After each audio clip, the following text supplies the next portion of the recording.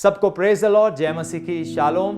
मैं विश्वास करता हूं कि आप प्रभु में बढ़ रहे हैं और आज आप तैयार हैं। मुझे मालूम है जैसे मैंने कहा कि आज का जो वचन है वो लूका रचित सुसमाचार में से है। हम प्रभु के राज्य के बारे में भी बात करेंगे, हम स्वर्गीय धन के बारे में बात करेंगे, लेकिन मेन बात जो मेन विषय है वो है असंभव को संभव करने वाला हमारा परमेश्वर हमारे साथ है। कई बार परमेश्वर की बहुत सारी ऐसी बातें होती हैं या प्रभु की आज्ञा होती है हमारे जीवन के लिए, या परमेश्वर हमें कुछ काम अपनी जिंदगी में चाहते हैं हम करें, तो लेकिन होता क्या है वो हमारे दिमाग की समझ में नहीं आता, हमारी समझ के अनुसार नहीं होते। जैसे परमेश्वर ने कहा मेरे विचार और तुम्हारे विचारों में बहुत बड़ा फर्क है। जैसे बाइबल में लिखा है अपनी समझ का सहारा ना लेना, लेकिन अपने पूरे हृदय से अपने परमेश्वर यहोवा पर भरोसा रखना। तो कई बार ऐसी बीमारियां होती हैं जो हमारी समझ के परे हैं। कई बार हमारी जिंदगी में ऐसी मुश्किलें होती हैं और हमारी समझ के मुताबिक हम उन मुश्किलों से कभी भी नहीं निकल सकते, या संसारिक अनुभव के मुताबिक या संसार के मुताबिक लोग कहेंगे अब तो तुम कुएं में गिर गए, अब इस कुएं में से तुम्हें कोई भी निकाल नहीं सकता। लेकिन मैं आपको बताना चाहता हूं हमारा प्रभु यीशु मसीह असंभव को संभव करने वाला प्रभु यीशु मसीह है, जिसने 4 दिन के मुर्दा लाजर को जीवित कर दिया। वो आपके जीवन में हर एक असंभव बात को संभव करके दिखाएंगे। बस आपको ये चाहिए, आपको उन प्रभु पर विश्वास करना है, परमेश्वर पिता पर विश्वास करना है कि वो आपसे प्रेम करते हैं और हर भली वस्तु बाइबल में लिखा है परमेश्वर की ओर से है। वो प्रेम करते हैं और उन्होंने हम सब के साथ प्रेम किया। तो हम देखते हैं बाइबल में लूका रचित सुसमाचार में, जैसे आप इस समय स्क्रीन पर देख रहे हैं, उसका 18 अध्याय और 27वीं आयत में हम पढ़ते हैं। और याद रखें यहां लिखा है उसने कहा, यानी कि यीशु ने कहा, जो मनुष्य से नहीं हो सकता वह परमेश्वर से हो सकता है, जो मनुष्य से नहीं हो सकता वह परमेश्वर से हो सकता है। क्या आप मेरे पीछे कह सकते हो, जो मनुष्य से नहीं हो सकता वह परमेश्वर से हो सकता है? एक बार फिर से, जो मनुष्य से नहीं हो सकता वह परमेश्वर से हो सकता है। जो डॉक्टर से नहीं हो सकता, जो वकील से नहीं हो सकता, जो सरकार से नहीं हो सकता, जो किसी इंसान से नहीं हो सकता, जो हमारे माता पिता से नहीं हो सकता, जो आपसे नहीं हो सकता, जो मुझसे नहीं हो सकता, वो प्रभु जो हमारे जीवन में और हमारी जिंदगी के द्वारा कार्य करते हैं, वो उनके द्वारा सब कुछ हो सकता है। जैसे पवित्र शास्त्र बाइबल में प्रभु का दास कहता है, वो जो मुझे सामर्थ देता है उसके द्वारा मैं सब कुछ कर सकता हूं। अगर मैं अपने आप अपने मनुष्य रूप को देखूं मुझे असंभव लगता है, लेकिन जब मैं उस प्रभु को देखूं जो मेरी जिंदगी में है और मेरे जीवन में कार्य कर रहा है, उसके द्वारा मुझे सब कुछ संभव लगता है। तो असंभव को संभव करने वाला प्रभु यीशु मसीह हमारे साथ है और वो आपकी जिंदगियों में यही कार्य करना चाहते हैं। ये एक बड़े खास समय की घटना थी जब हम वचन को पढ़ते हैं, और जैसे आप इस समय स्क्रीन पर देख रहे हैं लूका रचित सुसमाचार 18 अध्याय और 18 आयत में, किसी सरदार ने उससे पूछा, हे एक उत्तम गुरु, अनंत जीवन का अधिकारी होने के लिए मैं क्या करूं? यीशु ने उससे कहा, तू मुझे उत्तम क्यों कहता है? कोई उत्तम नहीं, केवल अर्थात परमेश्वर।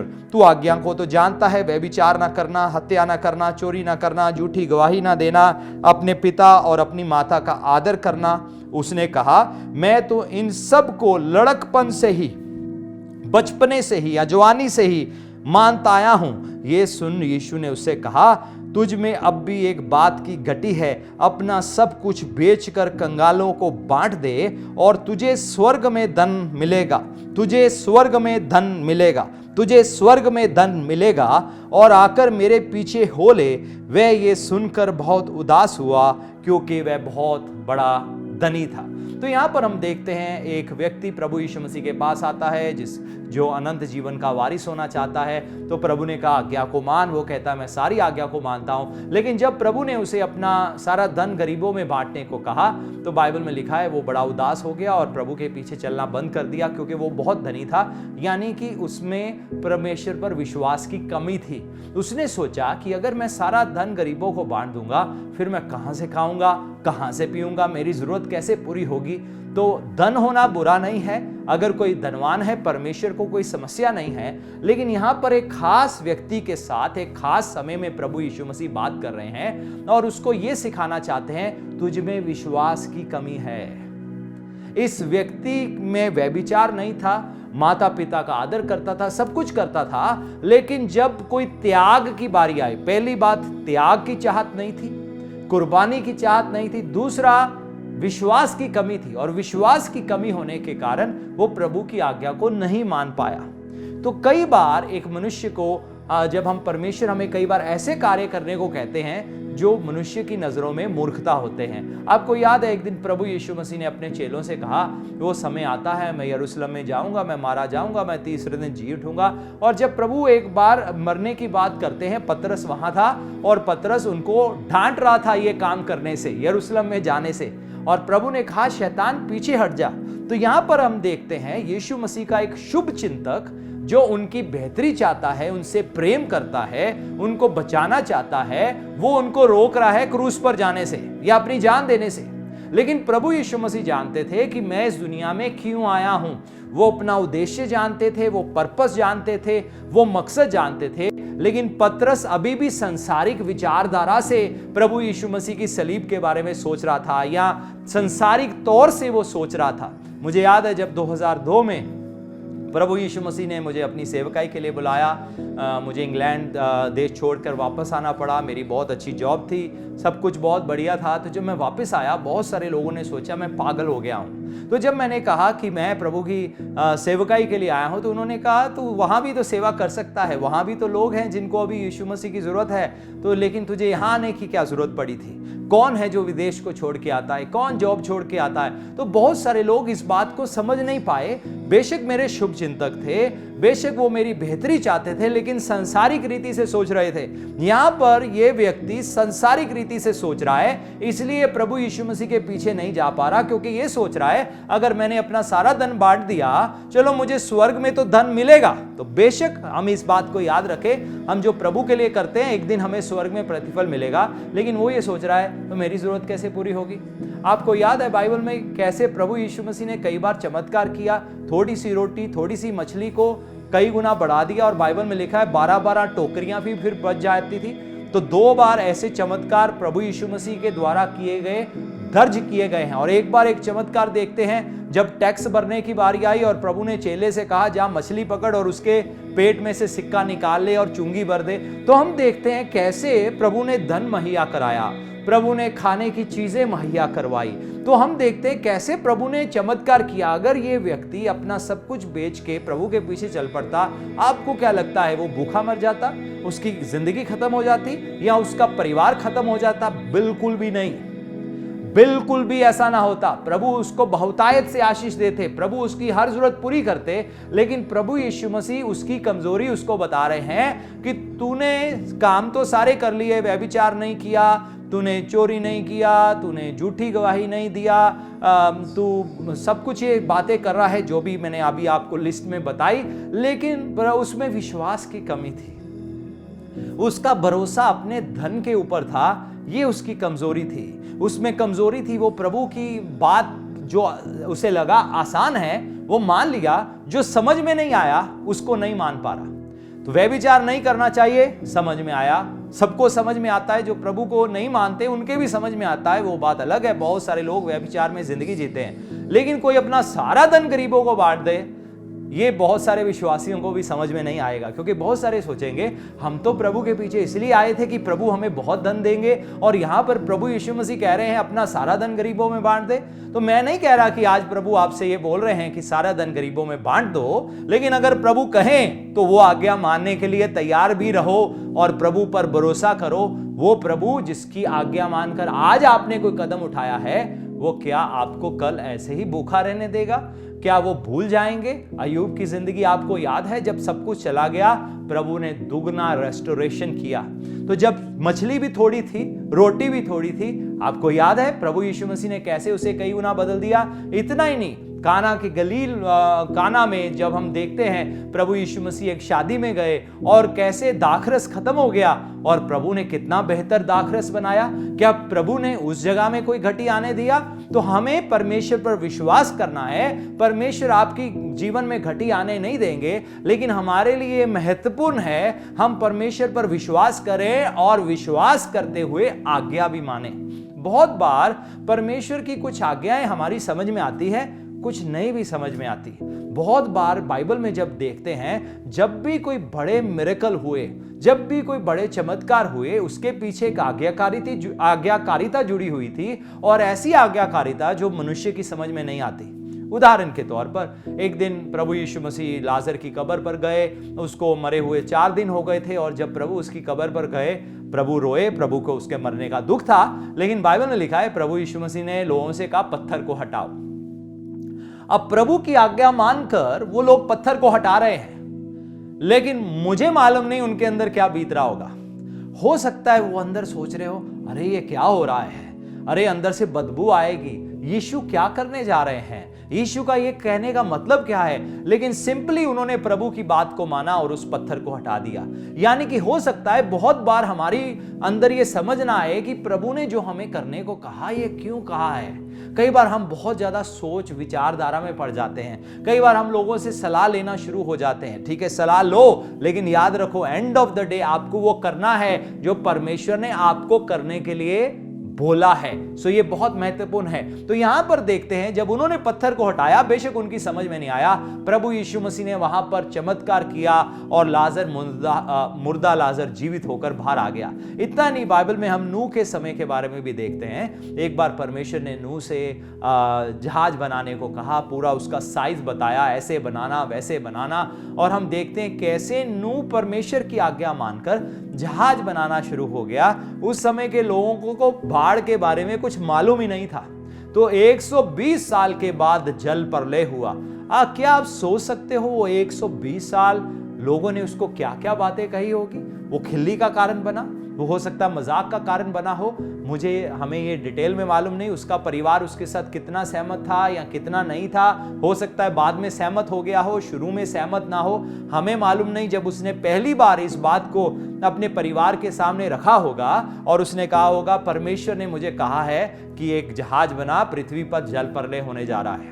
अब मुझे मालूम नहीं परिवार पर क्या बीती होगी। बहुत सारे लोग सोच रहे होंगे पापा, लगता है पापा का दिमाग काम करना बंद कर दिया, या तो अब हमारे पिताजी को शैतान की आवाज़ सुन रही है और देखो कैसे वो हमें नुकसान पहुंचाना चाहता है, कैसे एक मजा। हमें मालूम नहीं उसके परिवार के ऊपर क्या बीती, लेकिन एंड ऑफ द डे उन्होंने समझा, इस बात को परखा, जाना, या एक पिता के तौर पर उसके अधीन हो गए पिता के कारण, या कहीं ना कहीं वो इस बात को पहचान पाए कि ये परमेश्वर की इच्छा है और हमें एक मिलकर परमेश्वर के लिए जहाज बनाना है, और एक दिन जल प्रलय होगा, हम उस जहाज में चढ़ जाएंगे।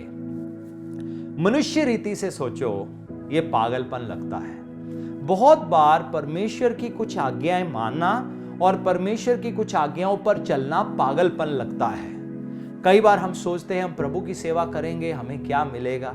अरे प्रभु विश्वास योग्य है, ऐसा आशीष देंगे जो आपकी समझ से परे है। प्रभु को पता है कैसे करना है, लेकिन हमारे लिए महत्वपूर्ण है हम प्रभु की आज्ञा माने बिना किसी लालच के। बाकी काम करने वाले परमेश्वर है, वो आपके जीवन में कोई घटी आने ना देंगे। दबा दबा कर, हिला हिला कर, उमड़ता हुआ परमेश्वर आपकी झोली में डाल देंगे। कहां डाल देंगे? झोली में, यानी कि इंग्लिश में कहते हैं प्लेटर में। कई बार कुछ लोग कहते हैं अरे इसको तो प्लेटर में ही सब कुछ मिल गया। जैसे कई बार घर में किसी का देहांत हो जाता है और आगे जायदाद बच्चों को मिलती है, तो मैंने ऐसा सुना है कई लोगों ने कहा माँ बाप ने क्या किया, इन बच्चों को प्लेटर में डाल के ही सब कुछ दे दिया। यानी कि इस लायक नहीं थे, ये इस चीज के हकदार नहीं थे, लेकिन फिर भी इनको प्लेटर में वो सब कुछ मिल गया। सो परमेश्वर भी हमारी जिंदगियों में कई बार ऐसा ही कार्य करते हैं। परमेश्वर ने इजराइली लोगों से कहा मैं तुम्हें ऐसे घर दूंगा जो तुमने बनाए नहीं होंगे। तो परमेश्वर जानते हैं कैसे किस व्यक्ति के जीवन में कार्य करना है, लेकिन आपके लिए महत्वपूर्ण है वो करते जाओ जो परमेश्वर ने आपको करने के लिए बुलाया है। उससे दाएं ना हटना, उससे बाएं ना हटना, लेकिन बिल्कुल परमेश्वर की आज्ञा के मुताबिक चलते जाओ। यहां पर इस व्यक्ति को प्रभु यीशु मसीह ने कोई ऐसी बात बोल दी जो इंसान के सोच के मुताबिक एक मूर्खता थी। अरे मैं कैसे अपना सारा धन बांट दूं, मैंने इतनी देर हो गई इस धन को कमाया है, ये मेरे लिए बहुत कीमती है, मैं ऐसे बांट नहीं सकता। यीशु मैं तुम्हारे पीछे नहीं चल सकता, तुम तो मुझे भूखा ही छोड़ दोगे। क्या आप देख पा रहे हो, जब कोई चीज उसकी समझ में नहीं आ रही तो वो प्रभु के पीछे चलना बंद हो गया या प्रभु की उस आज्ञा को नहीं माना। और पहले क्या कह रहा था, मैं तो सारी आज्ञा मानता हूं। और वो ये नहीं जानता था कि ये यीशु मसीह वही है जिसकी ओर से इजरायली लोगों को 10 आज्ञाएं मिली थी। ये यीशु मसीह वही है जो सृष्टि करता है। ये यीशु मसीह वही अल्फा और ओमेगा है। ये वही यीशु है जो कहता है I am who I am, मैं हूं जो मैं हूं। ये वही यीशु है जिसने मूसा के साथ जलती हुई झाड़ी में बात किया।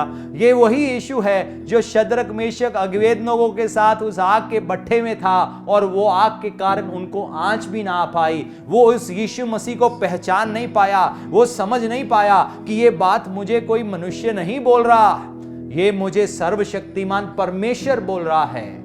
सर्वशक्तिमान परमेश्वर मुझे ये बात कह रहा है और वो मेरा हाथ नहीं छोड़ेगा, वो मुझे भूखा मरने नहीं देगा। धर्मी जन, बाइबल में लिखा है शेर के बच्चे तो भूखे रह सकते हैं लेकिन धर्मी जन और उसके बच्चे कभी भूखे ना रहेंगे। परमेश्वर उनके लिए जरूरत मुहैया करेंगे। ये वही परमेश्वर है जिसने इजरायलियों के लिए मन्ना गिराया। उन्होंने ना तो बोया ना काटा, बस जाते थे इकट्ठा कर लेते थे उस मन्ना को। रोज उनको खाने के लिए मिला, वेज भी मिला, नॉन वेज भी मिला। परमेश्वर ने उनको खाने को दिया और उन्होंने उसके लिए कुछ नहीं किया। वो बस प्रभु की उपस्थिति में और उस सेंटर जगह में, प्रभु के सेंटर विल के अंदर थे। जब तक वो प्रभु की इच्छा के अंदर थे उनके लिए सब कुछ वहां पर मुहैया होता रहा। परमेश्वर उनके बीच में थे। इजरायलियों के तंबू उनके उपस्थिति के, या वो मिलाप वाला तंबू जो मूसा ने बनाया था उसके इर्द गिर्द थे। और देखो कैसे परमेश्वर ने इजरायलियों के जीवन में वो कार्य किया और कैसे उनकी जरूरतों को पूरा किया। तो वैसे ही नूह ने परमेश्वर की आज्ञा को माना और उसने वो किया जो हो सकता है उसकी समझ में भी ना आया हो कि कैसे जल प्रलय होगा, किस तरीके होगा, क्या करेंगे क्या नहीं करेंगे। उसको कोई जहाज बनाने का ट्रेनिंग नहीं था, ना ही उसने कोई ऐसा जहाज देखा था कि इस तरीके जहाज होता है। परमेश्वर ने उसको एक एक कदम पर गाइड किया। हो सकता है आज परमेश्वर आपको कुछ करने को कह रहे हो और आप कह रहे हो मुझे करना नहीं आता। प्रभु आपको एक एक कदम गाइड करेंगे। आपके अंदर सिर्फ विलिंगनेस होनी चाहिए, सिर्फ चाहत होनी चाहिए कि मेरा परमेश्वर जो मुझे करने को कहता है, मेरा प्रभु जो मुझे करने को बोलता है, मैं वो करने के लिए तैयार हूं। चाहे मेरी समझ में आए ना आए, चाहे मेरा परिवार भी समझ ना पाए, चाहे मनुष्य की समझ में वो मूर्खता हो, चाहे लोग कहना शुरू कर दें ये पागल हो गया है, क्योंकि नूह को भी जरूर कहा होगा, लेकिन फिर भी आप वो करिए चाहे आपके समझ में आ रहा या नहीं आ रहा। परमेश्वर आपके जीवन में चमत्कार करेंगे। याद रखें इस आयत को, प्रभु यीशु मसीह ने क्या कहा? यीशु ने कहा, याद रखें, मनुष्य ने, यीशु ने कहा जो मनुष्य के लिए असंभव है परमेश्वर के लिए संभव है। मनुष्य अक्सर नेचुरल या संसारिक हालातों को देखते हुए फैसला लेता है। परमेश्वर संसारिक हालात नहीं देखते। परमेश्वर सर्वशक्तिमान है, जो वो चाहते हैं वो कर देते हैं। वही प्रभु जिसने आकाश और पृथ्वी को बनाया, क्या उनके लिए कुछ असंभव है? प्रभु यीशु मसीह ने लाजर को कब्र से बाहर बुलाने से पहले ये नहीं कहा देखो कहीं उस पर दुर्गंध तो नहीं आ रही, कहीं उस पर उसके जिस्म में कीड़े तो नहीं पड़ गए। प्रभु ने ऐसा कुछ नहीं कहा। प्रभु ने क्या किया? जो उन्होंने चाहा किया और लाजर को कहा लाजर कब्र से बाहर निकला, और उस आवाज को सुनकर वो मुर्दा बाहर आ गया। मुर्दे ने प्रभु की आवाज को सुना। आज हो सकता है आप में से कुछ ऐसे लोग हो जो कहते हो मेरे परिवार के कुछ रिश्तेदार हैं, ये नहीं बच सकते, मेरे माँ बाप प्रभु को नहीं जान सकते, मेरे भाई बहन कभी भी विश्वास नहीं करेंगे, कलीसिया के ये लोग ये कभी नहीं सुधर सकते, ये बिल्कुल ही मुर्दा है, ये मुर्दा से भी मुर्दा है, मुर्दा से भी मुर्दा, 4 दिनों के भी मुर्दा लाजर को अगर प्रभु जिस्मानी तौर पर और रूहानी तौर पर भी, क्योंकि अब रूह जिस्म में नहीं था लेकिन अब आत्मा जिस्म में आया और जिस्म को भी प्रभु ने नया कर दिया, अंग दोबारा से काम करना शुरू हो गए। अगर प्रभु उनकी जिंदगी में काम कर सकते हैं तो आपके रिश्तेदारों के जीवन में काम कर सकते हैं, आपके परिवार में काम कर सकते हैं, आपकी कलीसिया के बीच में काम कर सकते हैं, आपकी कलीसिया में बढ़ोतरी ला सकते हैं, आपको परमेश्वर फाइनेंशियल ब्रेक थ्रू दे सकते हैं, आपकी प्रार्थनाओं का उत्तर देने के लिए परमेश्वर सामर्थ्य है। हो सकता है आप में शक्ति ना हो, लेकिन आपका प्रभु शक्तिशाली है, आपका प्रभु बहुत सामर्थी है, आपका परमेश्वर बहुत बलवान है। वो आपकी जिंदगी में ऐसे ही चमत्कार करेंगे अगर आप सिर्फ विश्वास करो तो। आप अगर सिर्फ विश्वास करो, क्या अगर हम ये अंगीकार करते प्रभु मेरे लिए मुश्किल है, लेकिन ये अंगीकार मत करना कि प्रभु के लिए भी मुश्किल है। प्रभु के लिए कुछ भी असंभव नहीं है। आपको सिर्फ परमेश्वर के सामर्थ्य को अपने परिवार में, अपनी जिंदगी में, अपने व्यापार में, अपने हालातों में कार्य करने देना है। आपको सिर्फ प्रभु से प्रार्थना करना है, प्रभु ये मेरे हालात हैं और मेरे लिए मुश्किल है, लेकिन आपके लिए का सब कुछ संभव है। और आपको परमेश्वर के वचन को अपने जीवन में लेना है, कुछ ऐसे कार्य करने के लिए जो करने के लिए प्रभु ने आपको बुलाया है। और आपको ये कहना है, जैसे प्रभु के दास ने कहा, वो जो मुझे सामर्थ देता है उसके द्वारा मैं सब कुछ कर सकता हूं। इंसानी तौर पर मेरे लिए मुश्किल है, लेकिन ये जो नई जिंदगी है, ये जो हमने पुनरुत्थान का जीवन पा लिया है, ये जो मैं यीशु मसीह के आत्मा के द्वारा मुर्दों में से जी उठा हूं, इसके द्वारा सब कुछ सब कुछ सब कुछ मेरी जिंदगी में संभव है, आपकी जिंदगी में संभव है।